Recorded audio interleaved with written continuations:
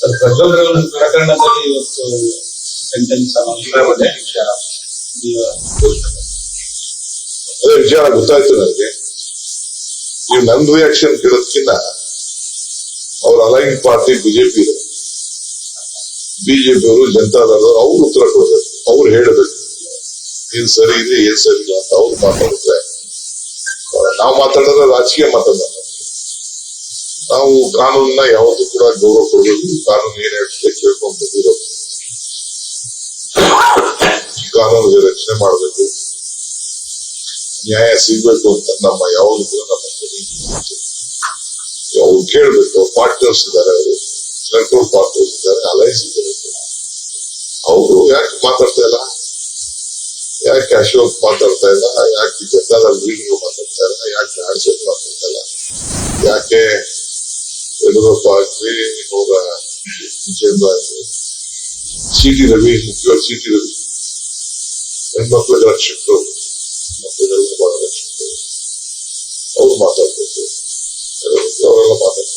ಅಲ್ಲ, ಇವತ್ತು sentence on hearing ಅಲ್ಲೂ ಕೂಡ ಆರೋಪ ಮಾಡಿದ್ದೇನು ಷಡ್ಯಂತ್ರ ಇದೆ ಹಿಂದೆ ಇರುವಂತದ್ದು ಅಂತ ಬಹಳ ಸ್ಪಷ್ಟವಾಗಿ ನಿನ್ನೆ ಯಾರು ಇವತ್ತು ಸೆಂಟೆನ್ಸ್ ಆನ್ ಹಿಯರಿಂಗ್ ಇತ್ತಲ್ಲ, ಅಂದ್ರೆ ಬಾಟಮ್ ಆಫ್ ಪನಿಷ್ಮೆಂಟ್ ಅನ್ನೋ ಸೆಂಟೆನ್ಸ್ ಆಫ್ ಹಿಯರಿಂಗ್ ಆ ಸಂದರ್ಭದಲ್ಲೂ ಕೂಡ ಷಡ್ಯಂತ್ರ ನಡೀತು ಅಂತ ಪ್ರಜ್ವಲ್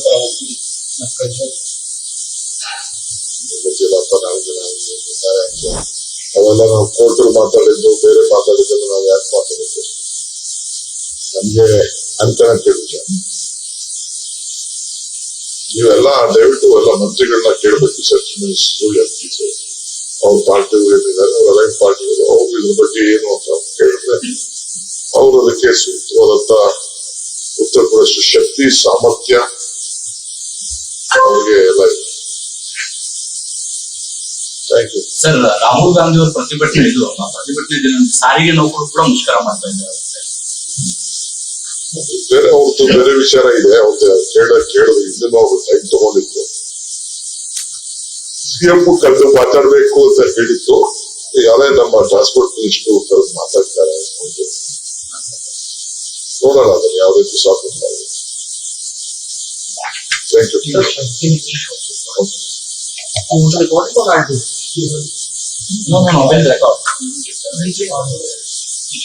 ಹಾ Sir, the big program happened in Uttarakhand.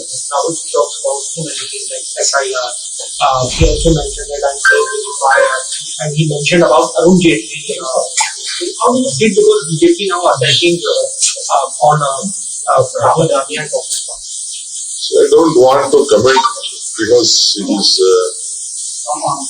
Rahul Gandhi's information, Rahul Gandhi's message. Let it out. I don't want to comment, but he has given a clear message to all the party leaders and the leaders across the country that we should save constitution, save democracy. And he said that the fire, everyone in the end of their life has to go on fire. So nothing is new to my family.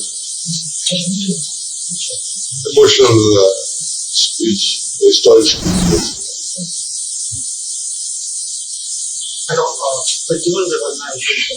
Prajwal Ravana issue, I think it is better the aligned party, BJP leaders and the JDS leaders, they are competent to reply to this because they were speaking a lot of things.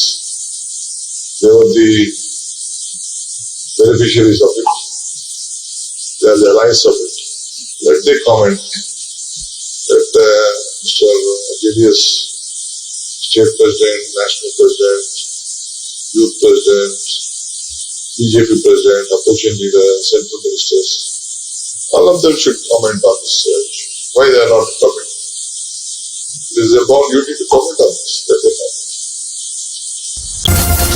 ನಮ್ಮ YouTube channel ಅನ್ನು subscribe ಮಾಡಿ ಹಾಗೂ Facebook ಮತ್ತು Instagram ಅನ್ನು follow ಮಾಡಿ.